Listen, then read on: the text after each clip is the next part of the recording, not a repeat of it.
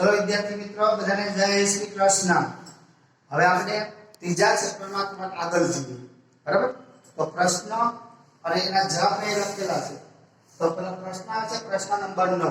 તમને આગળ કીધેલું હતું આપણે પ્રશ્ન નંબર આપવાના હતા, પણ તમે નોટ્સમાં લખો તો એ પ્રમાણે તમે નંબર આપતા જજો। પ્રશ્ન નંબર 9 પ્રશ્ન છે આપણે વિદ્યુત પ્રવાહ ઘનતા એટલે શું? વિદ્યુત પ્રવાહ ઘનતાના સ્વરૂપમાં ઓહમનો નિયમ મેળવો। તો પહેલું વિદ્યુત પ્રવાહ ઘનતા એટલે શું? વિદ્યુત પ્રવાહ ઘનતાના સ્વરૂપમાં આપણે ઓહમનો નિયમ આપણે મેળવવાનો। તો ઓહમનો નિયમ આપણે ભણી ગયા V = IR। V = IR એ ઓહમના નિયમનું સ્વરૂપ છે। એવું સ્વરૂપ આપણે પ્રવાહ ઘનતાના સ્વરૂપમાં આપણે મેળવવાનું। હવે જો વાહકમાંથી વહેતો જે વિદ્યુત પ્રવાહ છે એ સંપૂર્ણપણે વિદ્યુત પ્રવાહ વાહકના આડછેદને લંબ ન હોય। એક નંબર 2 વાહકના આડછેદમાંથી વહેતા વિદ્યુતના વહનનો દર એક સમાન ન હોય। અને એવા સંજોગોમાં કે વાહકમાંથી વહેતો વિદ્યુત પ્રવાહ આપણે મેળવવો હોય તો વિદ્યુત પ્રવાહ ઘનતાની જરૂર પડે છે। વિદ્યુત પ્રવાહ ઘનતાની જરૂરિયાત શા માટે ઊભી થાય? જો વાહકના આડછેદને લંબ વિદ્યુત પ્રવાહ ન હોય અથવા આડછેદમાં જુદા જુદા બિંદુ પાસેથી વહેતા વિદ્યુતના વહન છે એ પણ સમાન ન હોય, એવા સંજોગોમાં કે વાહકમાંથી વહેતો વિદ્યુત પ્રવાહ મેળવવા માટે વિદ્યુત પ્રવાહ ઘનતાની જરૂર પડે છે। તો વિદ્યુત પ્રવાહ ઘનતા એટલે શું? આપણે ધીરે જુઓ, એટલા આપણે સમજ કરીશું વિદ્યુત પ્રવાહ ઘનતા એટલે શું। તો ધારો કે વાહક છે, આ વાહકનું આડછેદ, તો વાહકના આડછેદમાં આડછેદને લંબ, તો આ આડછેદ છે ને આ લંબ ગણાય આ પ્રમાણે। તો વિદ્યુત પ્રવાહ ઘનતાની વ્યાખ્યા આપણે આ પ્રમાણે થશે। વાહકમાં કોઈ પણ બિંદુ પાસે ધારો કે કોઈ P બિંદુ છે અને ત્યાં આપણે વિદ્યુત પ્રવાહ ઘનતા વ્યાખ્યાયિત કરવી છે। તો P બિંદુ પાસે વિદ્યુત પ્રવાહની દિશાને આડછેદને લંબ એવી એકમ આડછેદમાંથી વહેતો જે વિદ્યુત ભારનો જથ્થો છે વિદ્યુત પ્રવાહ, એને આપણે વિદ્યુત પ્રવાહ ઘનતા કહેવાય। તો જેની વ્યાખ્યા લખી છે, જો વાહકમાં કોઈ પણ બિંદુ પાસે વિદ્યુત પ્રવાહની દિશાને લંબ એવા એકમ આડછેદમાંથી પસાર થતા વિદ્યુત પ્રવાહને તે બિંદુ પાસે વિદ્યુત પ્રવાહની ઘનતા કહે છે। ફરી વખત જોડે લખજો, વિદ્યુત પ્રવાહ ઘનતા એટલે શું? તો વાહકમાં કોઈ પણ બિંદુ પાસે વિદ્યુત પ્રવાહ ઘનતા એટલે વિદ્યુત પ્રવાહની દિશા, આ વિદ્યુત પ્રવાહ પસાર થાય છે એની દિશા, એ વિદ્યુત પ્રવાહની દિશાને લંબ એવો આડછેદ, તો આ આડછેદમાં એકમ આડછેદમાંથી જે વિદ્યુત પ્રવાહનો જથ્થો પસાર થાય એટલે કે વિદ્યુત પ્રવાહ પસાર થાય તો વિદ્યુત પ્રવાહને વિદ્યુત પ્રવાહ ઘનતા કહેવાય। હવે વિદ્યુત પ્રવાહ ઘનતા સદિશ ભૌતિક રાશિ છે। વિદ્યુત પ્રવાહ ઘનતાને કેપિટલ J વડે દર્શાવવામાં આવે છે। સદિશ એટલે ઉપર તીર કરાય। હવે વ્યાખ્યા આપણે આપી વિદ્યુત પ્રવાહ ઘનતાની, એના પરથી વિદ્યુત પ્રવાહ ઘનતા એટલે વિદ્યુત પ્રવાહ ભાગ્યા ક્ષેત્રફળ, એકમ આડછેદ આપણે કીધું, બરાબર? એકમ ક્ષેત્રફળ દીઠ વિદ્યુત પ્રવાહની દિશાને લંબ એવા આડછેદમાંથી પસાર થતો વિદ્યુત પ્રવાહ।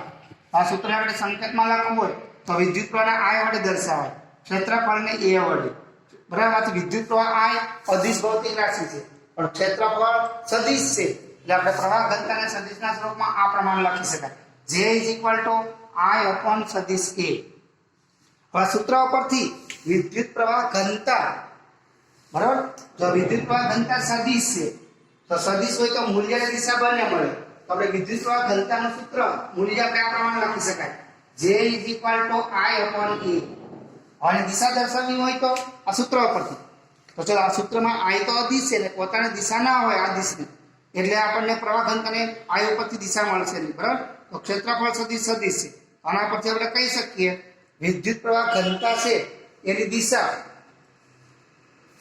દિશા આડછેદ છે, આડછેદ કેવો હોય તો વિદ્યુત પ્રવાહને લંબ, એટલે કે વિદ્યુત પ્રવાહની દિશામાં હોય, બરાબર? એટલે આના પર કહી શકીએ વિદ્યુત પ્રવાહ ઘનતા સદિશ ભૌતિક રાશિ છે, વિદ્યુત પ્રવાહ ઘનતાની દિશા વિદ્યુત પ્રવાહની દિશામાં લેવામાં આવે છે, એટલે પ્રવાહ ઘનતાની દિશા છે। હવે વિદ્યુત પ્રવાહ ઘનતાનો એકમ આ સૂત્ર ઉપરથી જો, વિદ્યુત પ્રવાહ ઘનતાનો એકમ ઉપર વિદ્યુત પ્રવાહ છે એટલે વિદ્યુત પ્રવાહનો SI એકમ એમ્પિયર, છેદમાં ક્ષેત્રફળ છે એટલે મીટર સ્ક્વેર। તો વિદ્યુત પ્રવાહ ઘનતાનો SI એકમ એમ્પિયર પ્રતિ મીટર સ્ક્વેર કહેવાય, એમ્પિયર પ્રતિ મીટર સ્ક્વેર, એને આપણે આ પ્રમાણે લખી શકાય, એમ્પિયર પ્રતિ મીટર સ્ક્વેર। હવે આ સૂત્ર ઉપરથી વિદ્યુત પ્રવાહ ઘનતાનું પરિમાણ લખવું હોય તો વિદ્યુત પ્રવાહ ઘનતા J નું પારિમાણિક સૂત્ર એટલે કે પરિમાણ લખીએ એટલે આપણે M L ને T લખીએ છીએ, પણ જો વિદ્યુત પ્રવાહની રાશિ આવતી હોય તો વધારામાં a લખાય. ચલો હવે દળનો એકમ નથી એટલે m0. હવે l લંબાઈ માટે અંતરનો એકમ મીટર 2 વખત આવે છે એટલે -2. બરાબર. સમયનો એકમ સેકન્ડ t માટે સમયનો એકમ નથી એટલે t0 અને એમ્પિયર 1 વખત આવે છે એટલે 1. તો આમ વિદ્યુત પ્રવાહ ઘનતાનું પરિમાણિક સૂત્ર આપણને મળ્યું l-2 અથવા m-0 l-2 t-0 a-1. આ વિદ્યુત પ્રવાહ ઘનતાનું પરિમાણ છે. બરાબર. જે બધા મુદ્દા આપણે લખેલા છે અહીંયા સુધીના મુદ્દા તમને સમજાવ્યા ને એ બધા. હવે આપણે ઓહમના નિયમ તરફ જવું છે. ઓહમના નિયમ તરફ તો જો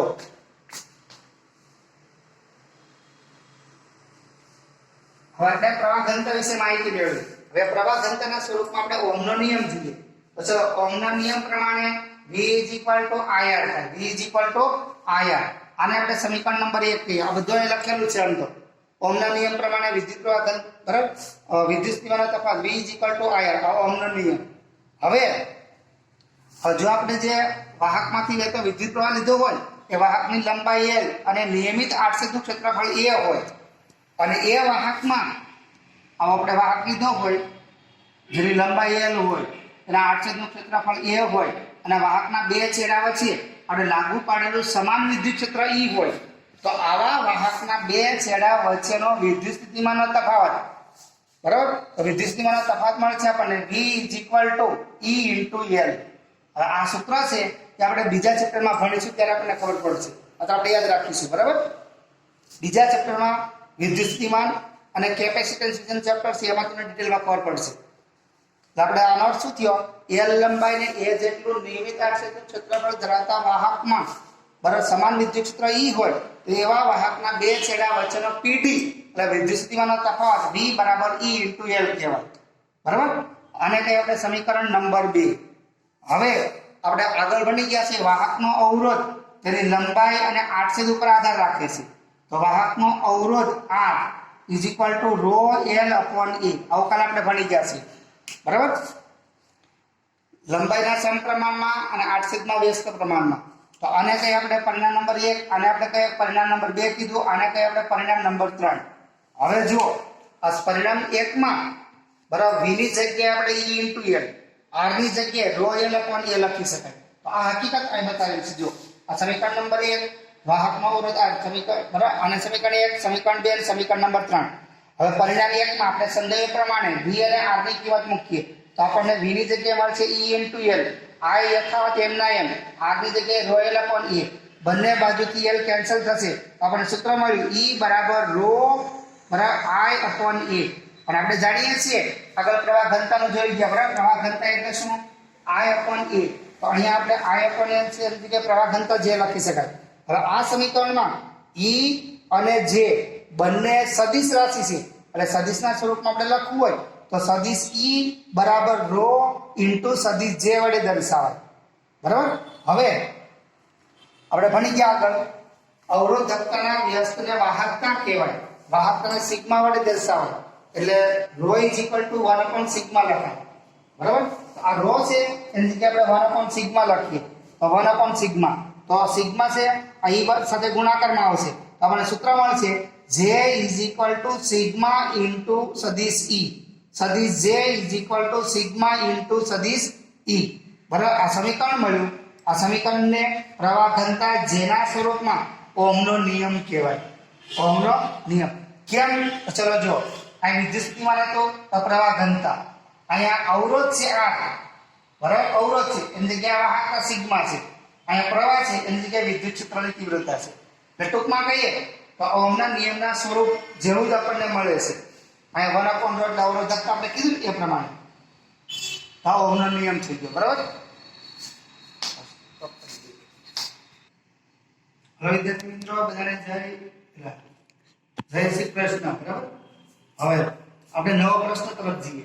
તો ચલો પ્રશ્ન છે આપણે ઇલેક્ટ્રોનની ડ્રિફ્ટ ગતિ અને ઇલેક્ટ્રોનનો ડ્રિફ્ટ વેગ ની સમજૂતી આપો. બરાબર. આ પ્રશ્ન હતો. હવે આપણે આગળ ભણી ગયા છીએ સામાન્ય સંજોગોમાં વાહકમાં વિદ્યુતનું વહન થતું નથી. એ વાહકમાં વિદ્યુતનું વહન મેળવવા માટે વાહકના બે છેડા વચ્ચે વિદ્યુત સ્થિતિમાનનો તફાવત આપણે લગાડવો પડશે. શું થયું? હવે આપણે જાણીએ છીએ સામાન્ય સંજોગોમાં વાહકમાં વિદ્યુતનું વહન થતું નથી. વાહકમાં વિદ્યુતનું વહન મેળવવા માટે આપણે વાહકના બે છેડા વચ્ચે બેટરી જોડવી પડે, એટલે કે વિદ્યુત ક્ષેત્ર લગાડવું પડે.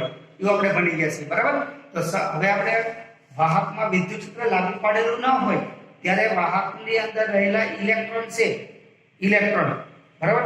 એ ઇલેક્ટ્રોન વાયુના અણુઓની જેમ, વાયુ પાત્રમાં આપણે વાયુ ભરેલો હોય તો વાયુના અણુઓ છે કેમ સતત અસ્તવ્યસ્ત ગતિ કરતા હોય, એવી રીતે વાહકની અંદર એટલે ધાત્વિક પદાર્થની અંદર જડિત થયેલા એટલે ચોક્કસ સ્થાને ગોઠવાયેલા ભારિત જે ધન આયનો ગોઠવાયેલા હોય એ ધન આયનો વચ્ચે સતત ઇલેક્ટ્રોન છે અસ્તવ્યસ્ત ગતિ કરતા હોય. અને આવા ઇલેક્ટ્રોનની સંખ્યા કોઈ પણ વાહકમાં કેવી હોય? ખૂબ જ મોટી હોય. ધારો કે n જેટલા ઇલેક્ટ્રોન હોય. કેટલા? n જેટલા ઇલેક્ટ્રોન. અને દરેક ઇલેક્ટ્રોનનો પ્રારંભિક વેગ ધારો કે ui હોય. દરેકનો પ્રારંભિક વેગ ui હોય. તો આ બધા ઇલેક્ટ્રોનની અસ્તવ્યસ્ત ગતિના પરિણામ સ્વરૂપે એ વાહકની અંદર સરેરાશ રીતે આપણે જોઈએ, સરેરાશ રીતે તો સરેરાશ રીતેનો પ્રારંભિક વેગ છે ui દરેક ઇલેક્ટ્રોનનો એ કેવો થશે? 0. તો યાદ રાખો આપણે જો લખેલું છે બાહ્ય વિદ્યુત સ્તરની ગેરહાજરીમાં વાહકમાં ઇલેક્ટ્રોન વાયુના અણુઓની જેમ ઉષ્મીય ગતિ કરતા હોય છે અને ગતિ દરમિયાન ધન આયનો સાથે અથડામણ અનુભવતા હોય છે.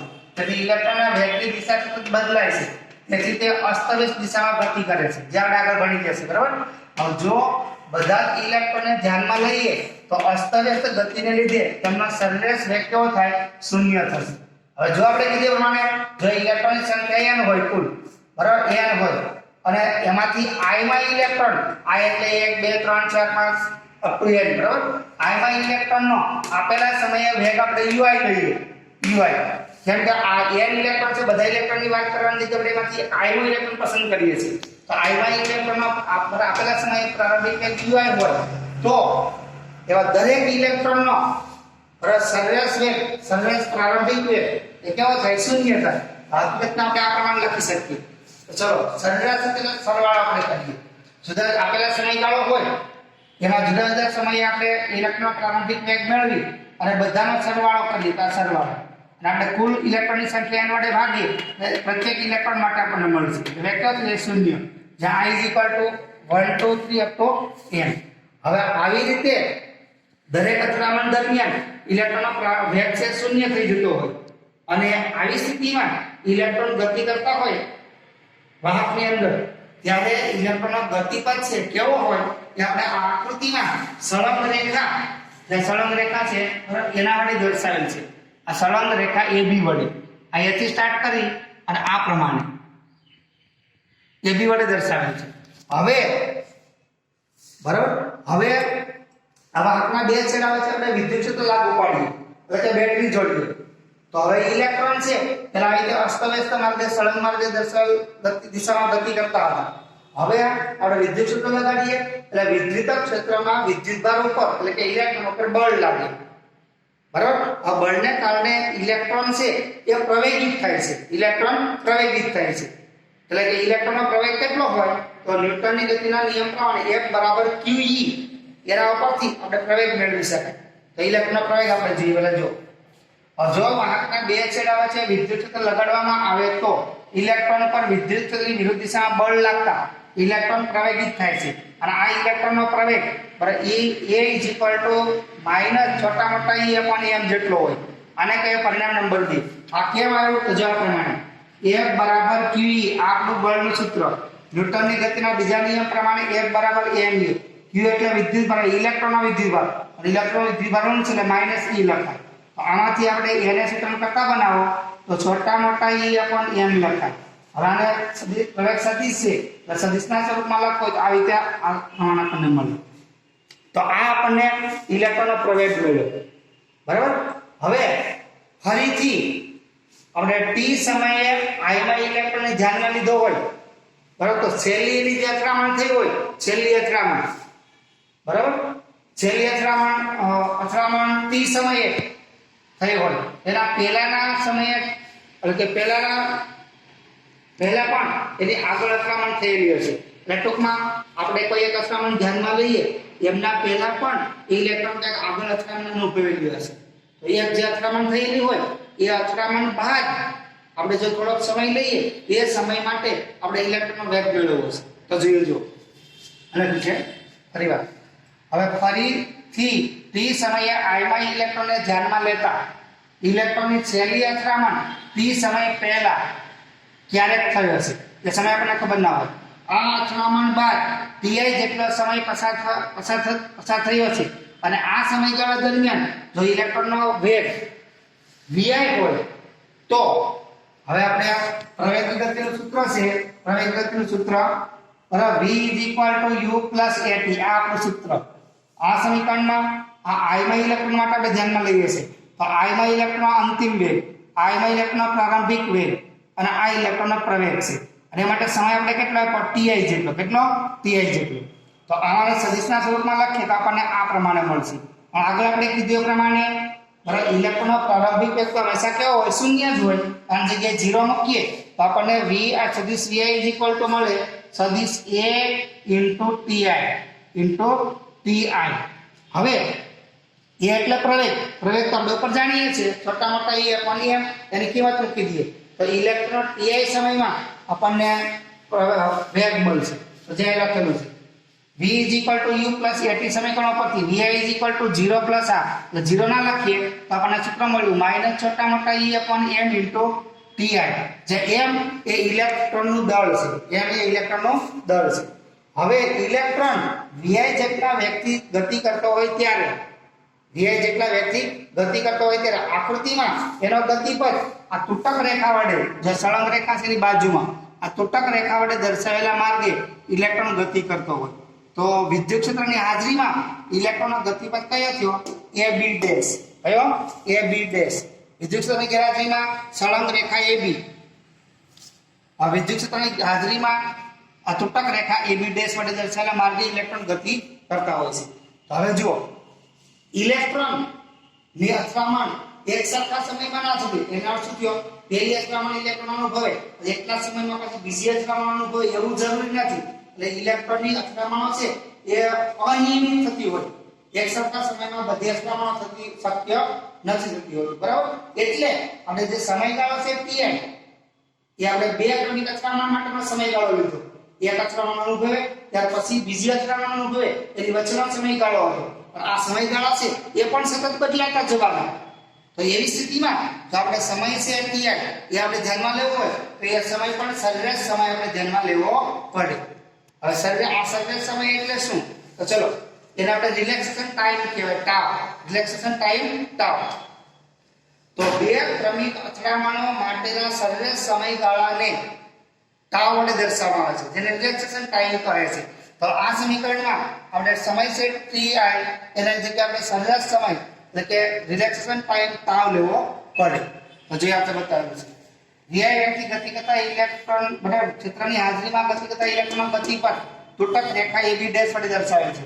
આમ ક્ષેત્રની હાજરીમાં બરાબર ક્ષેત્રની વિરુદ્ધ દિશામાં ક્ષેત્ર કઈ બાજુએ છે?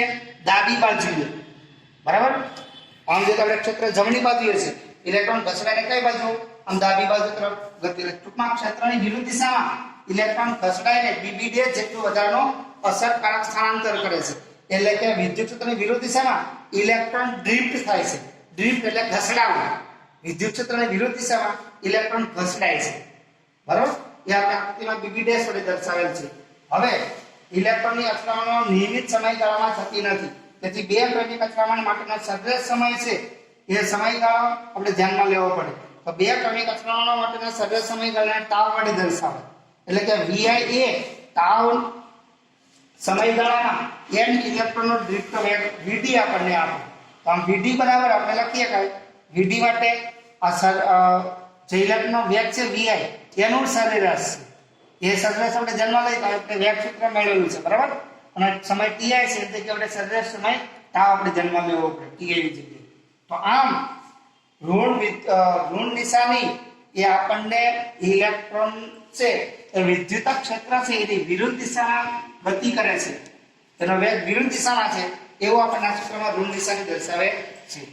આમ ઇલેક્ટ્રોન પ્રવેગિત થતા હોવા છતાં એ સમયથી સ્વતંત્ર સરેરાશ વેગથી ગતિ કરતા હોય છે. તેને ડ્રિફ્ટ કહેવાય. અને ઇલેક્ટ્રોનનો જે વેગ છે સરેરાશ વેગ એને આપણે ડ્રિફ્ટ વેગ કહીશું. આ સરેરાશ વેગને ડ્રિફ્ટ વેગ કહીશું.